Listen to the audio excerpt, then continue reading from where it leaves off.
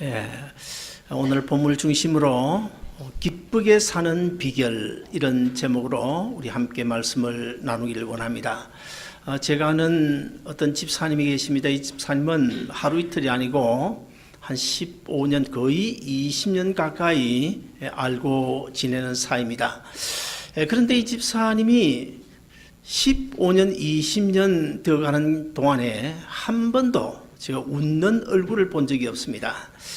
그래서 조심스럽게 하루는 제가 이렇게 물어보았습니다. 집사님, 어떻게 웃지 않으세요?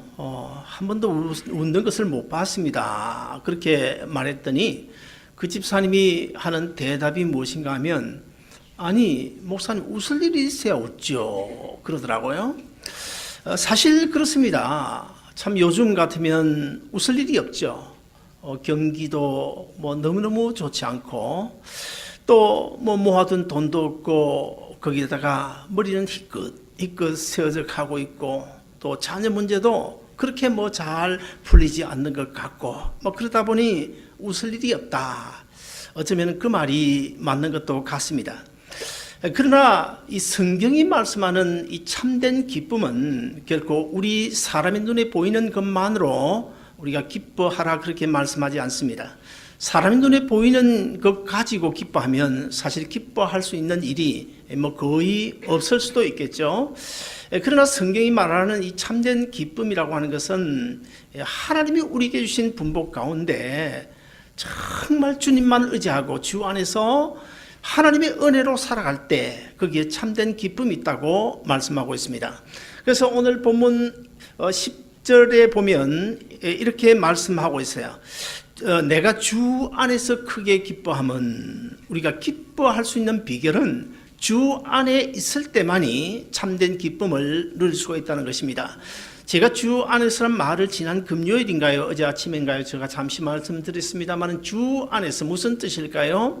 하나님께다가 우리의 생명의 뿌리를 박은 상태, 그것을 의미한다고 제가 말씀을 드렸습니다. 그러면서 제가 예를 들었죠. 저 부산 앞바다에 가면 조용필이 부른 노래 돌아와요 부산왕이라는 그 가사 가운데 보면 그 5, 6도가 나오는데 이 5, 6도는 아주 조그만 돌섬이지만은 그러나 이 돌섬이 날이 좋을 때는 6개로 보이다가 날씨가 좋지 않고 흘 때는 5개로 보이기 때문에 그래서 5, 6도라고 이름을 붙였는데 제가 배를 타고 그 주위를 한 2번 정도 지나가 본 적이 있습니다. 근데 그 5, 6도는 아주 크지 않은 작은 돌섬입니다. 바다 위에 약간 솟아나 있는 그런 돌섬인데 그 5, 6도가 있는 그 지역에는 물살이 아주 셉니다. 그래서 수만 톤 되는 배도 그 지역을 지나가다가 기간 고장이라도 이렇게 되면 여지없이 떠내려갈 수밖에 없는 그런 곳임에도 불구하고 그 5, 6도는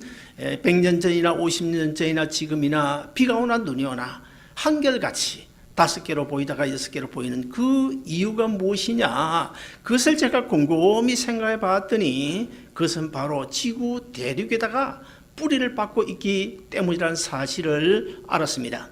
사랑하는 여러분, 그 5, 6도가 지구 대륙에 뿌리를 받고 있기 때문에 그 어떤 어려움에도 풍파에도 흔들리지 않고 5개로 보이다가 6개 보이면서 그 자리에 서 있다고 한다면 오늘 우리야말로 지구 대륙 정도가 아니고 지구 대륙을 만드신 하나님께다가 우리의 생명의 뿌리를 받고 있기 때문에 정말 우리가 하나님께 생명을 뿌리를 받고 살아가면 그 어떤 경우에도 흔들리지 않고 믿음 가운데 굳건하게 서 있을 수 있는 줄로 믿으시기를 바랍니다.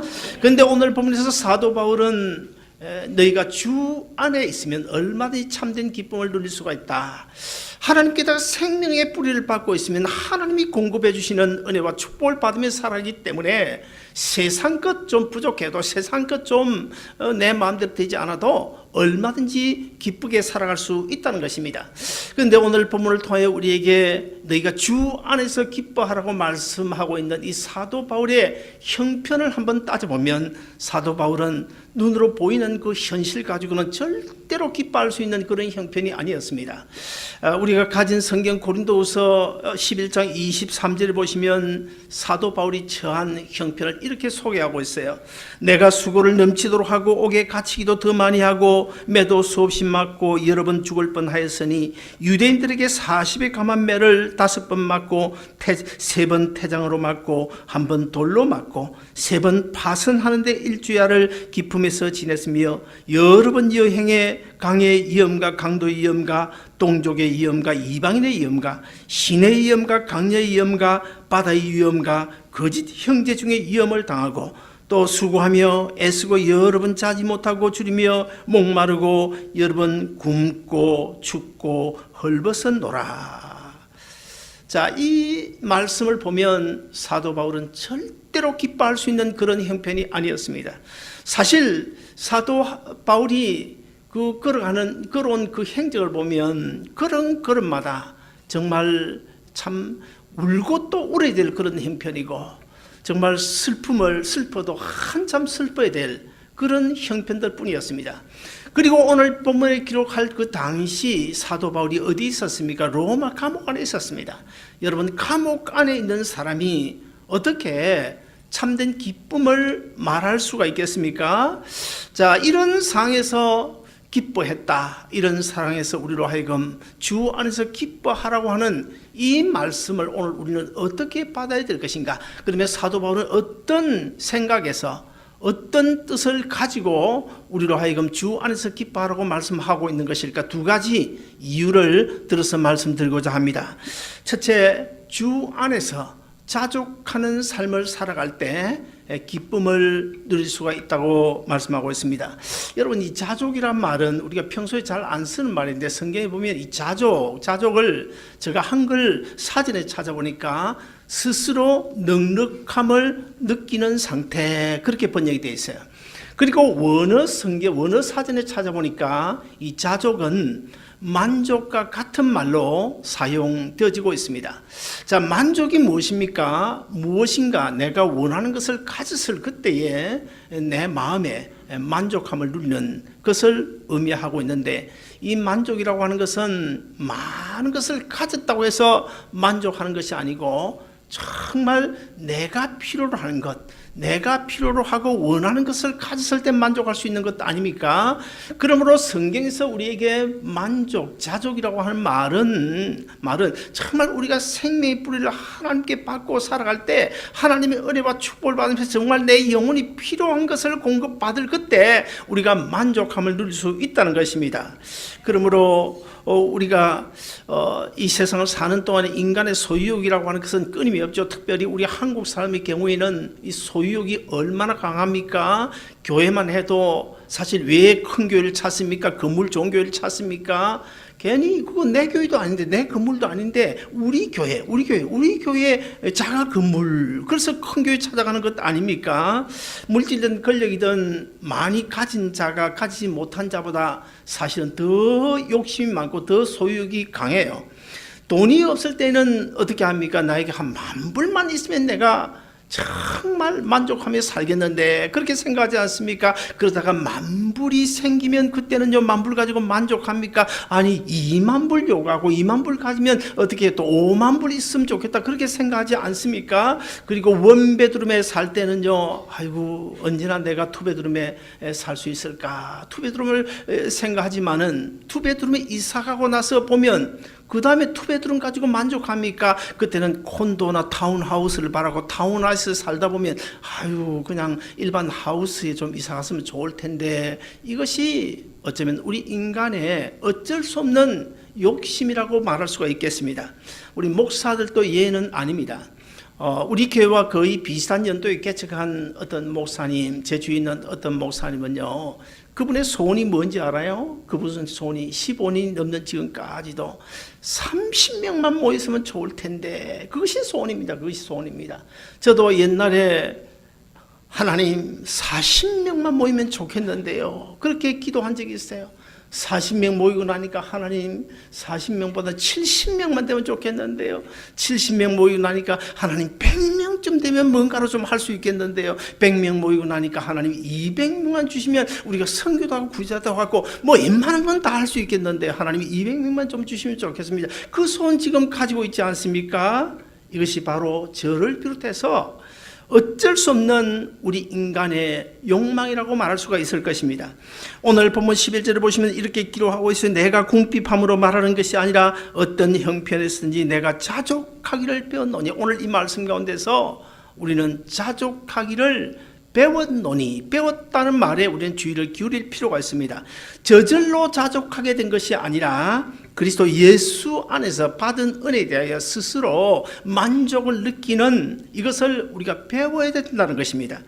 그 다음에 본문 13절에 보시면 우리가 잘 인용하고 잘 아는 말씀이 나오죠. 내게 능력 주시는 자 안에서 내가 모든 것을 할 수 있느니라. 오늘 우리 한국교회 목사님들이 이 말씀을 인용하는 것까지는 좋지만은 이 말씀을 잘못 해석해가지고 성도들에게 오해를 불러일으키게 만드는 경우가 많이 있습니다. 한국교회가 이 말씀을 인용하면서 사업에 실패했다라도 하나님이 능력 주시면 얼마든지 금방 일어설 수 있다. 병에 걸려 죽을 병에 걸렸다고 해도 하나님이 도와주시면 얼마든지 일어설 수 있다. 물론 그렇게 됩니다. 그러나 사실 이 말씀은 결코 그런 뜻에서 기록된 말씀이 아닙니다. 이 말씀을 바로 해석하기 위해서는 오늘 본문 12절, 11절, 13절 이 말씀 앞에 있는 두 절을 읽어봐야 이 말씀의 바른 뜻을 해석할 수가 있습니다. 오늘 본문 12절에 보시면 이렇게 기록하고 있어요. 내가 비천에 처할 줄도 알고 풍부에 처할 줄도 알아 모든 일에 배부르며 배고픔과 풍부와 궁핍에도 일체의 비결을 배웠노라. 무슨 뜻일까요? 하나님이 능력 주신 자 안에서 내가 모든 것을 할 수 있다. 이 말은 우리가 아무리 힘들고 어려운 경우라도 넉넉히 이길 수 있는 그런 능력, 그런 힘을 우리가 하나님으로부터 받아야 된다. 하나님이 주시면 넉넉히 이길 수 있다는 것을 의미하고 있는데 모든 것이 그냥 기도하면 만사형통된다. 그런 식으로 우리가 해석해서는 결코 안 될 것입니다. 물론 우리 하나님은 우리의 가난 문제를 해결해 주실 수가 있습니다. 당장 해결해 주실 수 있습니다. 그러나 하나님은 우리가 부자 되기 이전에 가난을 통해서 하나님은 지금도 여전히 살아계시고 하나님은 내 인생의 주인 되시고 내가 하나님을 의지하면 지금은 아니라도 언젠가는 하나님께서 내 삶을 형통하게 해 주실 것이라고 믿는 그 믿음으로 살기를 원하시겠어요. 하나님은 우리가 병약할 때 우리의 질병 즉시 고쳐주실 수 있지만은 그러나 하나님은 내 병을 고쳐주시기 전에 내가 지금은 몸이 허약하고 힘들지만은 약하지만 그러나 하늘나라를 바라보고 하늘나라 소망으로 살기를 원하시고 우리가 그렇게 살 때 하나님께서 우리의 질병을 고쳐주신다. 그 말씀이 바로 내게 능력 주신 자 안에서 내가 무엇인지 할 수 있다. 그 말인 것입니다. 저는 고향 그 동네에서 한 200가구 되는 그런 고향 시골 동네에서 태어났는데요. 제가 태어날 그 당시만 해도 우리 집이 그 동네에서 200가구 중에서 최고 부자였어요. 제일 가는 부잣집에서 제가 태어났습니다. 제가 보통 사람이 아닌데요. 그래서 그 부잣집에 태어나가지고 뭐 1살, 2살 부자인지 아닌지 그걸 모르잖아요. 우리 아버지, 우리 할아버지 분명히 제호하는 부자인데 그걸 모르잖아요. 그래서 1살, 2살, 3살, 4살 이제는 좀 부잣집 이제 손자, 부잣집 아들로 뭔가를 좀 알만하니까 우리 아버지가 멸치 어장한다고 농토를 팔아가지고 멸치 어장을 하다가 1959년인가요? 4.5 태풍 때 배 8척이 날아가고 어장망이 날아가고 완전히 그 동네에서 알거지가 되지 않았습니까? 제가 뭔가를 좀 알만하니까 그냥 그래서 저는 부잣집에 태어나기는 했지만은 부잣집 그 뭐 아들이나 손자 그것을 전혀 뭐 누리지 못하고 그렇게 성장했어요. 근데 제가 거기다가 장남 아닙니까? 그래서 고등학교를 졸업하고 부산을 왔는데요. 이제 학교를 다녀야 되겠는데 동생들이 문제잖아요. 그 동생들 공부를 시켜야 되겠다. 그래서 제가 일단 이제 낮에는 부산 항만의 하역회사에 취직을 했어요. 취직을 하고 돈을 벌어가지고 나는 밤에 공부하고 동생들 공부시키고 그렇게 사는데요. 돈이 없어 형편이 어려우니까 하숙집에 못 가잖아요. 하숙집에 갈 돈이 없어서 그 사무실에 책상 2개를 붙여놓고 거기에서 제가 거의 아마 한 1년 내지 1년 한 2, 3개월을 거기서 지냈던 것으로 기억이 됩니다. 그리고 그 당시에 너무나 힘들고 어려워서 이 밥을 뭐 해 먹을 수도 없고 뭐 사무실이니까 사 먹어야 되는데 또 어쩝니까? 부산 항만에 부두가에 가면 그 당시에 이제 월남 쌀 알죠? 그걸 알량미라고 그럽니까? 그거 밥 해놓으면 그냥 부슬부슬하게 아무 기름기도 없이 그 밥 알량미를 가지고 이제 밥을 해서 조그마한 공지에 이렇게 부둣가에 가면 팔아요. 파는데 그거 그렇게 비싸지 않습니다. 그럼에도 불구하고 그거 한 그릇 비싸서 사 먹지 못하고 제가 그 오피스에서요 거의 아마 한 3개월로 기억이 되는데 3개월 동안 라면 그리고 국수 여러분 가운데 혹시 3개월 동안 라면만 먹어보신 분 계십니까? 쌀맛 하나도 입에 들어가지 않고 라면만 먹고 3개월 견디신 분도 있습니까? 한 사람도 없을 거예요. 아마 미국에 사는 한인들 가운데도 거의 없을 겁니다. 저 그렇게 살았습니다. 그렇다고 해서 여러분, 아이고 우리 목사님 너무너무 불쌍하구나. 그래서 오늘 예배 마치고 오후에 뭐 쌀포대 사들고 우리 집에 몰려오지 올라 제가 그 걱정인데요.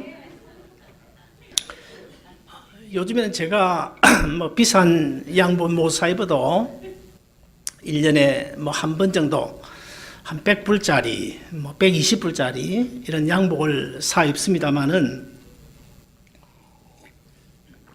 저는 이 양복을 사 입지 못하잖아요. 근데 제 손아래 처남이 39살에 목사였는데 너무 가로해가지고 급성 간암으로 하늘나라로 갔습니다. 그때 제 처남이 저와 사이즈가 비슷해가지고 처남이 입던 그 양복을 한 7, 8벌 그리고 넥타이도 뭐 10개, 20개 가져와가지고 제가 한 10년 동안 그 양복, 그 넥타이를 메고 다녔습니다. 여러분 아무리 처남이지만은 죽은 사람이 남겨놓은 양복을 입는다. 죽은 사람이 매던 넥타이를 맨다. 그거 쉬운 일일까요? 그래도 저는 하나님의 은혜를 생각하니까 내가 예수 믿고 구원 얻고 하나님의 자녀 됐고 천국 백성 됐고 천국 시민 됐고 영원한 생명을 소유했는데 옛날에 제가 뭐 한 20대 젊을 때 같으면 뭐 생각도 못할 일이죠. 바지에 주름이 조금이라도 풀어지면 그걸 입지를 못하고 일주일에 이발소를 한 번씩 다니던 사람인데 은혜를 받고 보니까 그 뭐 별거 아니야. 그래서 거의 10년 동안을 그 양복을 입고 그 넥타이를 맸습니다. 여러분 주위에 보면요 돈 많은데도 불구하고 깨째째가 보이는 사람 있잖아요. 그리고 또 대걸 같은 집에 사는데도 불구하고 뭔가 궁상맞게 보이는 사람이 있고 또 손가락에는 뭐 3카렛, 1카렛이 얼마인지 난 모르겠지만은 3카렛 다이아몬드 반지를 껴도 그것이 구리 반지보다 못한 싸구려로 가짜로 보이는 사람들도 있잖아요. 근데 저는 죽은 처남의 그 넥타이, 그 오래된 넥타이를 메고 나가도 파리채를 봐주는 거예요. 이거 여러분 얼마쯤 될까요? 이거 5불짜리입니다. 5불짜리. 이거 5불짜리야. 틀림없이 5불짜리입니다. 이거 5불짜리인데 5불짜리 보입니까? 나중에 친교실에 가서 한번 보세요. 제가 입고 나가면 최소한 돈 20불, 30불짜리는 아마 봐줄 겁니다. 그리고요, 저는 참 힘들고 어려서 미국 와가지고 아파트 청소하면서 그렇게 힘들게 살았지만은 어디 나가도 저를 사장으로 봐줬습니다. 그런데 회장으로 봐주진 않고 사장까지는 봐줬어요. 자, 20년 된 국산 넥타이를 메고 나가도 파리째로 봐주고 죽은 처남이 남겨준 그 헌옷 입고 나가도 새 양복 사입을 것으로 봐주는 이것이 바로 하나님의 은혜야. 옛날도 아니죠. 제가 뭐 7, 8년 전에 미국에 처음 왔을 때 어느 교회를 나가고 있었는데 그때 어떤 권사님이 저보고 그런 이야기를 하더라고요. 그때는 제가 장로인데 장로님은요 가만히 보니까 서울, 대전, 대구, 부산 찍고 부산 집이 같이 보인대요. 그런 소리 제가 들었습니다. 그것도 뭐 제비는 좋은 건 아니지만은 그만큼 그 핸섬하다 그런 뜻으로 해석할 수 있잖아요. 아무튼 그러나 제가 어디를 나가도 그 어떤 누구도 저를 막대하는 사람은 없어요. 지금도 아무도 저를 막대하지 못합니다. 자, 여러분, 돈 많은 것이 복인 줄 아십니까? 돈 많은 것 복 아닙니다. 2층 양옥 대거리에 사는 것 복 아닙니다. 비록 우리가 힘들고 어렵게 살아도 주위 사람들로부터 저 사람은 정말 예수 믿더니 하나님의 은혜와 복을 받은 사람이다. 이것이 복인 줄로 믿으시기를 바랍니다. 창세기 39장에 보시면 요셉이 애굽에 이제 종으로 팔려가지 않습니까? 종살이를 하다가 심지어 감옥살이까지 합니다. 근데 요셉이 감옥에 있을 때 하나님께서 이 요셉을 위해서 주위 사람들의 마음을 감화감동시켜 가지고 요셉을 함부로 대하지 못하도록 합니다. 그래서 감옥의 그 간수장을 비롯하여 모든 사람들이 요셉을 막 떠받드는 거예요. 여러분, 이게 복이에요. 이게 복이에요. 감옥에 들어가지 않는 것도 복이지만은 감옥에 들어갔다고 하더라도 이런 대접을 받는 것, 이렇게 인정을 받는 것, 이것이 복인 것입니다. 여러분, 저는 간혹 이런 생각을 해봅니다. 그 정도 어떤 누구를 보면서 그 정도 되면 하나님 은혜 복을 받은 것 같다. 사도 바울을 보고 우리 주님께서 뭐라고 말씀하셨습니까? 사도 바울이 하나님께 간절히 기도했잖아요. 병에 걸려 이 병 좀 고쳐달라고 3번씩이나 기도했지만 하나님께서 그 응답이 무엇이었습니까? 내 은혜가 내게 족하다. 그거 하나 정도 가지고 있어라. 그래서 내가 전 세계에 복음을 전하면서 교만하지 않고 하나님의 말씀을 겸손히 전할 수가 있으니까 그거 질병 하나 정도는 가지고 있어라. 내 은혜가 내게 족하다. 그렇게 말씀하지 않았어요? 제가 간혹 보면서 저 정도면 참 하나님의 은혜를 받은 사람인데, 하나님의 복을 받은 사람인데 그것 가지고 만족하지 못하고 별것 아닌 것 이래도 험한 짜증 부리고 불평하고 얼굴에 인상 쓰고 풍선처럼 그냥 부어가지고 이렇게 다니는 사람들이 주위에 간혹 있잖아요. 사랑하는 여러분, 우리는 아브라함처럼요, 받은 은혜를 셀 수 있어야 돼요. 받은 은혜를 세어볼 수 있어요. 지금까지 하나님께서 나에게 베푸신 은혜를 하나 둘 세어볼 수 있어야 됩니다. 그리고 하나님 주신 분복에 대하여 사도 바울처럼 감사할 수 있어야 된다는 거예요. 반면에 형편처지가 누가 봐도 좋지 않음에도 불구하고 늘 기쁘게 웃는 얼굴로 감사하며 사는 사람들도 있지 않습니까?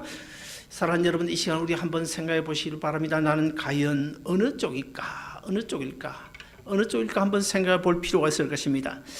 은혜를 모르는 사람만큼 불행한 사람이었고요, 반면에 은혜를 아는 사람만큼 복된 사람도 없다는 사실을 우리가 꼭 기억해야 될 것입니다. 우리가 가진 찬송가 311장에 보면 이런 가사가 있습니다. 내 너를 위하여 몸버려 피 흘려 내 죄를 속하여 살 길을 주었다. 너 위에 몸을 주었구만 너 날 위에 무엇 주느냐. 재중에 빠져 영죽을 너를 구하기 위하여 나 피를 흘렸다. 내 몸을 희생했건만 넌 무엇 주느냐. 사랑하는 여러분, 자, 이런 찬송을 우리가 늘 부르면서도 하나님의 은혜를 깨닫지 못하는 것, 이것이 얼마나 불행한 사람인지 몰라요. 첫째는 우리가 자족을 누릴 때, 예수 그리스도 안에서, 주 안에서 자족한 삶을 살 때 거기에 기쁨을, 참된 기쁨을 누릴 수가 있고요. 그 다음에 두 번째는 오늘 본문을 보니까 베푸는 삶 가운데 기쁨이 있다고 말씀하고 있어요. 베푸는 삶 가운데. 테레사 수녀가 이런 이야기를 했습니다. 다른 사람들로부터 섬김을 받거나 대접을 받을 때 기쁨을 누릴 수 있는데 그 기쁨은 인간적인 기쁨이고, 반면에 내가 누군가를, 다른 사람을 섬길 때 느끼는 그 기쁨은 인간적인 기쁨이 아니라 신적인 기쁨이다. 그런 이야기를 했습니다. 오늘 보면 15절 보시면 빌립보 사람들은 내가 마게도냐를 떠날 때에 주고받는 내 일에 참여한 교회가 너희 외에 아무도 없느니라. 주고받는 내 일에 참여한 교회라고 말씀하고 있어요. 무슨 뜻입니까? 하나님의 교회는 주고받는 나눔의 현장이라는 것입니다. 주고받는 나눔의 현장이다.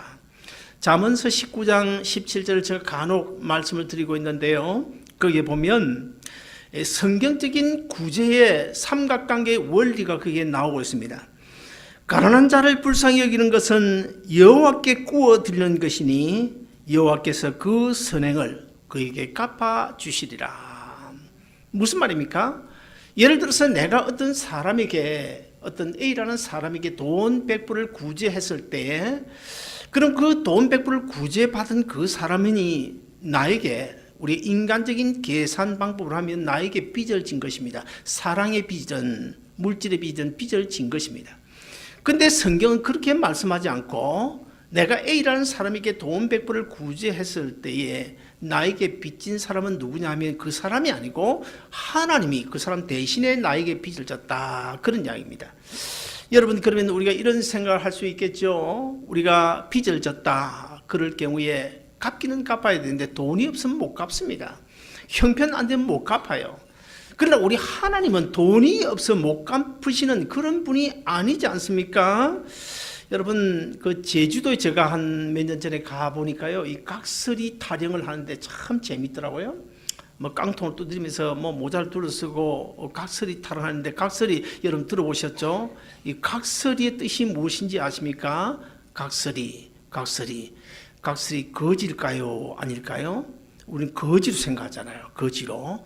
그러나 사실 이 각설이는 본래 거지를 말하지 않습니다. 각설이는 무슨 뜻인가 하면 이 한문인데요.